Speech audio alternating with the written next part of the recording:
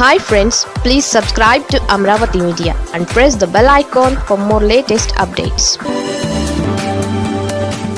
అయ్యో, పవన్కు అక్కడ ఓటు లేదే. పట్టభద్రుల ఎమ్మెల్సీ ఎన్నిక సమీపిస్తోంది. ఈ నెల 27న పోలింగ్ జరగనుంది. కృష్ణా, గుంటూరు, ఉభయ గోదావరి జిల్లాలకు సంబంధించి పట్టభద్రుల ఎమ్మెల్సీ ఎన్నికలు జరగనున్నాయి. కృష్ణా, గుంటూరు స్థానానికి టీడీపీ అభ్యర్థిగా మాజీ మంత్రి ఆలపాటి రాజేంద్ర ప్రసాద్ పోటీ చేస్తున్నారు. ఉభయ గోదావరి జిల్లాలకు సంబంధించి పేరాబత్తుల రాజశేఖర్ పోటీలో ఉన్నారు. పీడీఎఫ్ అభ్యర్థులు బరిలో ఉండడంతో పోటీ హోరాహోరీగా మారింది. వైఎస్ఆర్ కాంగ్రెస్ పార్టీ 2 చోట్ల అభ్యర్థులను ప్రకటించింది. అయితే మారిన రాజకీయ పరిస్థితుల నేపథ్యంలో పోటీకి దూరమైంది. బరి నుంచి తప్పుకుంటున్నట్లు ప్రకటించింది.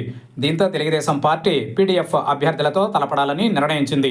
మరోవైపు వైఎస్ఆర్ కాంగ్రెస్ పార్టీ పీడీఎఫ్ అభ్యర్థులకు మద్దతు తెలపనున్నట్లు తెలుస్తోంది.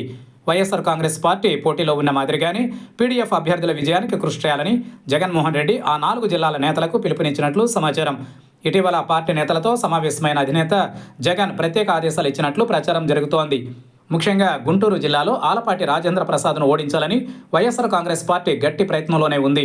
తెలుగుదేశం పార్టీలో సైతం ఆలపాటి రాజా అభ్యర్థిత్వాన్ని వ్యతిరేకించిన నేతలు చాలామంది ఉన్నట్లు తెలుస్తోంది. దీంతో టీడీపీ నాయకత్వంలో ఒక రకమైన కలవరం ఉంది. అయితే చంద్రబాబు ఇప్పటికే అప్రమత్తమయ్యారు. పార్టీ శ్రేణులకు అన్ని రకాల జాగ్రత్తలు చెబుతున్నారు. డిప్యూటీ సీఎం పవన్ కళ్యాణ్ సైతం జనసేన నేతలను అప్రమత్తం చేశారు. ఎమ్మెల్సీ ఎన్నికలపై దిశానిర్దేశం చేశారు. అయితే పవన్ కళ్యాణ్కు పట్టభద్రుల ఎమ్మెల్సీ ఎన్నికలలో ఓటు వేసే అవకాశం లేదు.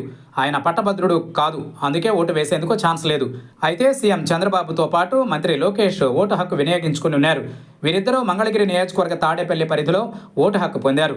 తాడేపల్లిలోని గాదే రామయ్య, సీతారావమ్మ మండల పరిషత్ పాఠశాలల్లో వీరు ఓటు హక్కు వినియోగించుకుని ఉన్నారు. జగన్మోహన్ రెడ్డి తాడేపల్లిలో నివాసం ఉంటున్నా ఆయన ఓటు హక్కు పులివెందులలో ఉంది. దీంతో ఆయన సైతం ఓటు వేసే అవకాశం లేదు.